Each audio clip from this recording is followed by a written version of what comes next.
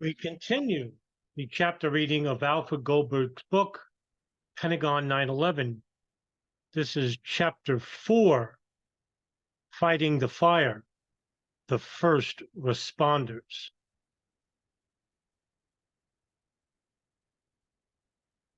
At the Pentagon heliport, 150 feet from the west side of the building, preparations were underway early on September 11th for the expected arrival of President George Bush around noon. On duty in the air traffic control tower were Tower Chief Sean Boger and Army Specialist Jacqueline Kidd. Soldiers from a bomb ordnance disposal unit were en route from Fort Belvoir, 15 miles away, to do a routine sweep of the heliport before the president landed. To cope with helicopter emergencies, 3 civilians from the fire department at nearby Fort Myer manned the fire station next to the heliport. Inside the fire station, Alan Wallace, Mark Skipper, and Dennis Young watched the TV coverage of the World Trade Center attacks until Fort Myer Fire Chief Charlie Campbell telephoned and warned them to stay alert, as Washington, D.C. could be a target. Skipper and Wallace went outside to check on the new crash truck, Foam 161, equipped with the special chemical foam used in fighting jet fuel fires. Wallace had parked it outside the station with the back end toward the Pentagon. 2 men stood next to the truck discussing the New York attacks when Wallace glanced up and saw an airplane coming at us. He yelled to Skipper to run for cover. Instantly, Wallace thought, now what's happening here? We're being attacked in Washington. And then we're going to be on fire very soon. Diving under a nearby vehicle, Wallace felt the blast and the explosion's enormous heat and pressure as Flight 77 smashed into the Pentagon just 20 feet from the corner of the fire station. That's how close they were. Skipper heard a tremendous crash and saw the orange glow of a huge fireball bursting from the blast site and rising above the building. Now, these 3 men's testimonies should be the nail in the coffin when it comes to the whole no plane at the Pentagon statement made by certain people. Plane hit the Pentagon. Unless you're willing to say that these 3 men, as well as the over 100 people who saw the plane crash into the Pentagon, were all liars, we're all in on it.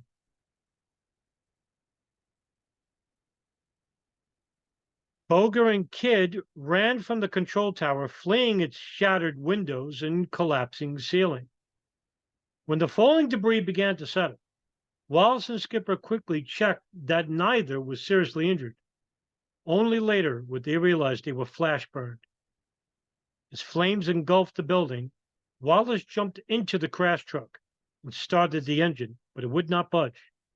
The back end was ablaze and belching smoke. At the same time, he radioed the fire department headquarters at Fort Myer that an airliner had hit the west side of the Pentagon, probably providing the first report of the exact crash location, in which he did. He was the first to report it. Within moments, people near the impact site began streaming out of the Pentagon, escaping any way possible, from damaged fire exit doors, blown out windows, through holes in the inside sea ring wall. Black smoke clouded the air. On emerging from the building, Navy Captain William Toady was stunned to see the heliport all torn apart. When he saw Wallace sitting in the burning fire truck, he ran to help, wondering, is he dead? No, he's moving. He's making a radio call. What a stupid thing to do. Only later did he realize how important that radio call was. Wallace and Skipper salvaged medical supplies, fire extinguishers, and breathing apparatus from the crash truck, grabbing what was left of their equipment and gear. Wallace's boots were filled with debris, and the suspenders on his fire pants were burned. Although the explosion had caused part of the ceiling to collapse around him, Young emerged from the station house unharmed when they heard cries for help coming from inside the building. 3 firefighters rushed to help workers attempting to escape through a blown-out first-story window. With others, they helped move the injured to an area beyond the heliport.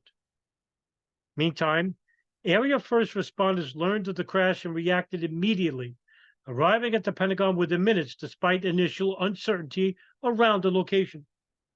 They came from nearby Arlington County Fire Department, the Pentagon's primary emergency service for fire and medical incidents, and the Fort Myer Military Community Fire Department, which operated the heliport fire station. From Reagan National Airport came emergency crews that had special aircraft fire and rescue training and equipment and automatic authority to respond to any crashes within a 5-mile radius of the airport. These units belonged to the Fire and Rescue Department of the Metropolitan Washington Airports Authority. They were able to respond rapidly, in part because the Arlington County Emergency Communications Center, or ECC, focal point of all police and fire 911 calls for the county, received early warnings from county emergency workers who saw the low-flying plane. Captain Steve McCoy and firefighter Andrea Kaiser of the Arlington County Fire Department Engine 101, traveling north on Interstate 395 for a training session, caught sight of an airliner descending steeply and disappearing over the horizon, heard an explosion, and then saw a plume of smoke. McCoy radioed ECC and reported, "We got a plane down. It looks like in the Crystal City area of the 14th Street Bridge." Police Corporal Barry Faust radioed that it might have crashed in Washington, D.C., while Officer Richard Cox identified the Pentagon as a possible site. A flood of similar calls coming into the ECC overwhelmed phone lines and radio channels, making it difficult for dispatchers to determine the location of the crash, assign an alarm rating, and direct the types and number of units to respond. Finally, ECC confirmed the Pentagon as the crash site and assigned an augmented first alarm rating to the emergency and dispatched Arlington Fire Emergency Medical Service units.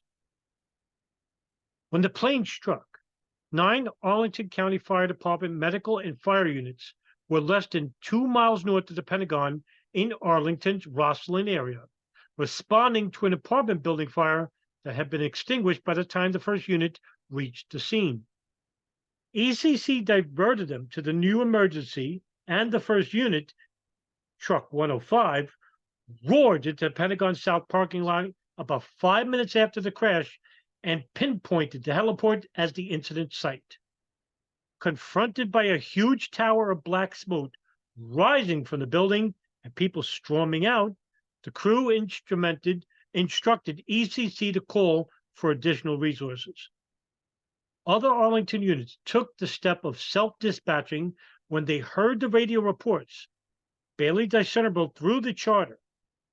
Incident Commander James Schwartz, who I interviewed personally for my podcast, later explained that ECC found it difficult to make assignments because of the confusion and heavy radio traffic.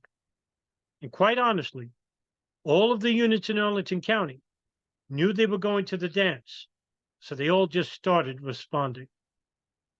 ECC notified the Fort Myer and Reagan National Fire Departments, both of which had already begun to respond. Dispatchers also asked Alexandria and Fairfax County Fire and EMS services to stage units in readiness near the Pentagon. All of these departments were signatories of the Northern Virginia Response Agreement, a mutual aid pact that allowed regional fire and EMS organizations to respond automatically to emergencies and share resources across jurisdictional boundaries. As one responder put it, "You get the closest available unit of the type needed for the incident, and it doesn't matter whose name is on the side of the truck." ECC also asked the District of Columbia Fire and Emergency Services to stage units nearby. The district shared a mutual aid agreement with Arlington, but rather than authorizing automatic dispatch, it required the parties seeking assistance to first request it. Arlington's first responders converged on congested south parking, stopping at the corner of the building nearest the impact site. Renovation construction trailers and equipment parked near the corner made it difficult to get to the heliport. Firefighters abandoned their vehicles, grabbed their equipment, and ran to the building. Senior Arlington County Fire Department officers began arriving in south parking within 6 minutes and immediately initiated command and control protocols. Training Captain Chuck Gibbs was followed by Robert Cornwell, a seasoned battalion chief who knew the Pentagon well. Cornwell assumed overall command of the scene and began to assess the situation. Battalion Chief Dale Smith raced from Virginia Hospital Center, arriving around the same time as EMS supervisors Captain Zeb Blunt and Alan Dorn, who had once set up makeshift triage, treatment, and casualty collection areas. ECC dispatched additional medical services, and Arlington County Police soon arrived to control traffic to enable emergency units to get through. At the time of the crash, most of the firefighters at Fort Myer, about a mile west of the Pentagon, were attending an aircraft rescue and firefighting class led by Captain Russell Dodge Jr., and Assistant Chief of the Fort Belvoir Fire Department.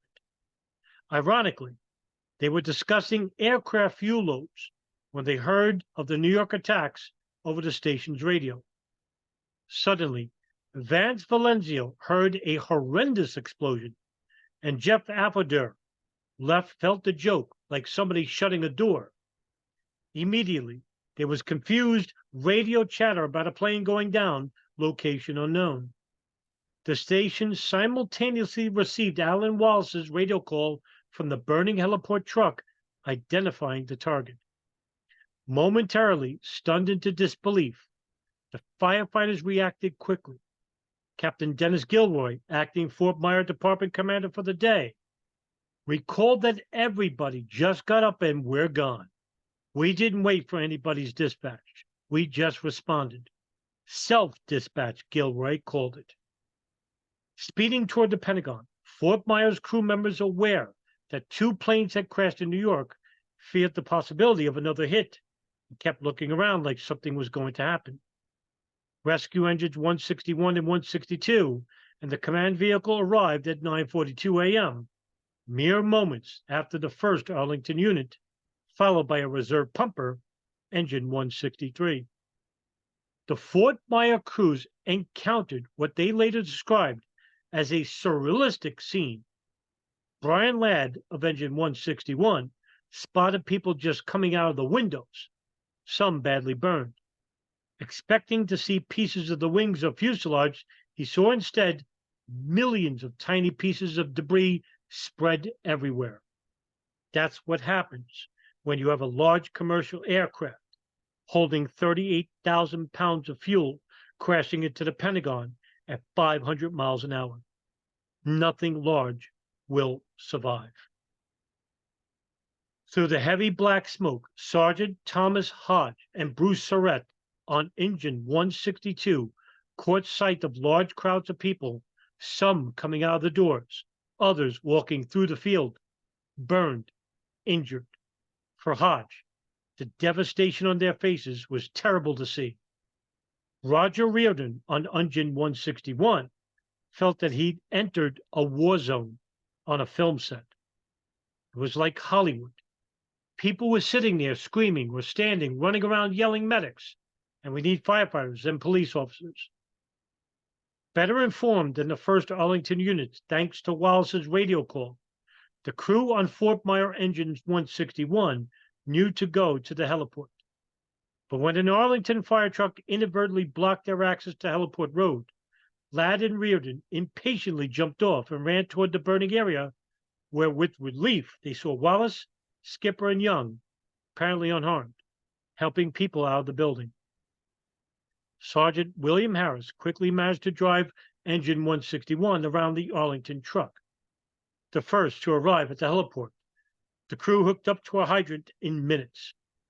Reardon and Wallace, helped by civilian and military, pulled 5-gallon canisters of foam agent out of the damaged fire station for later use.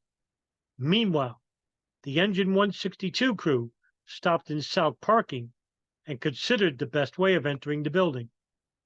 Along with the Arlington County Fire Department firefighters, they directed the outpouring of escapees away from the building, assisting those who needed help. Gilroy arrived around the same time as his units, stopping his command vehicle on the shoulder of Heliport Road to assess the situation. He viewed the scene with amazement. Injured people seemed to be everywhere, and people were still trying to get out of the blazing building. For a moment, he wondered why he saw no aircraft parts, then sped to the heliport hot zone, where he assumed command of the units.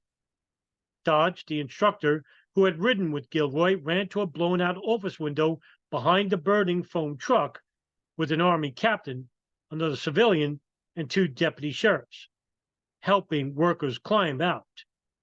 Although lacking protective gear, he searched in the building until the thick smoke drove him out. Then he joined other firefighters setting up at the impact site. Little more than a mile south of the Pentagon and Reagan International Airport, a stunned Captain Michael Delfina watched the TV coverage of the New York attacks. Delfina commanded the airport's emergency units that day. Some of his firefighters were attending an officer training class or taking part in anti-terrorism exercises at the District of Columbia Fire and EMS Training Academy in preparation for possible incidents at upcoming International Monetary Fund and World Bank meetings. Interesting. When notified of an automobile accident in front of the terminal, Delfina responded, thinking it suspicious coming so soon after the New York attacks. Standing on the upper level roadway of the airport around 9:37 a.m., Delfina heard a low rumble and then observed smoke rising to the northwest. Captain John Durer, also on scene, saw a flash, followed by smoke billowing up. With three others, he jumped into Rescue Engine 335, a pumper carrying hoses, water ladders, and rescue equipment, and headed in the direction of the smoke. Confused reports came over the radio. The airport's river rescue boat reported a crash near the 14th Street Bridge. Others identified a Crystal City location. Durer switched to Arlington's channel and heard voices shouting, "It's into the Pentagon." He headed towards South Parking, arriving just after the 1st Arlington and Fort Myer units. He reported to Arlington officers there, urgently engaged in assessing the situation and determining which resources had arrived and what tactics to employ.